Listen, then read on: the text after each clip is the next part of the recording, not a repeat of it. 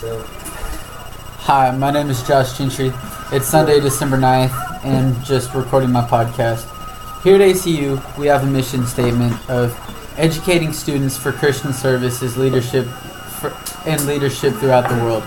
As a Bible major, this is something that I have to consider every day when I think about what I'm studying or what I plan on doing. Last year as a senior in high school, I took a college credit course through Trinity University called Perspectives over God's outlook on the world and on missions. Since then, I have had my world flipped upside down, and I've been attempting to figure out where I am called to go through the Great Commission of Matthew 28. Jesus tells us to go and make disciples of all nations, baptizing them in the name of the Father, the Son, and the Holy Spirit. So if we are called to go, where do we go to? Through my research, I have looked through theology, humanities, and social science and what this call is, and I was able to more fully understand my call. The research gives me multiple ways to view how we are called, how we should act on our call, where we are called, and how people that are affected by the call when we answer to it.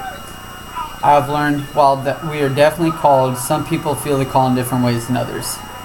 Randy Harris discussed in his Spotlight presentation that the fact of faith cannot be the only deciding factor in our everyday lives. Some people might get this gut instinct that it's God talking to them, but in reality, it's only your conscience. So, how can you differentiate between the two of these?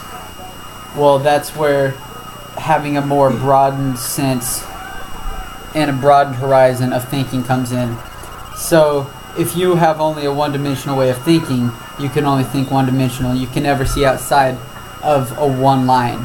If you're thinking one-dimensional, you can never see a square, and you can definitely never understand the concept of a cube. So, becoming more versed in your education and broadening your horizons, you can more fully understand everything. The first day of class in Randy Harris's Bible class this year, he left us with the idea of how can you expect to convert someone to Christianity if you aren't open to change to them. Christianity seems just as far-fetched to a Muslim as Islam sounds to me. So if I'm not open to change, why would I expect them to?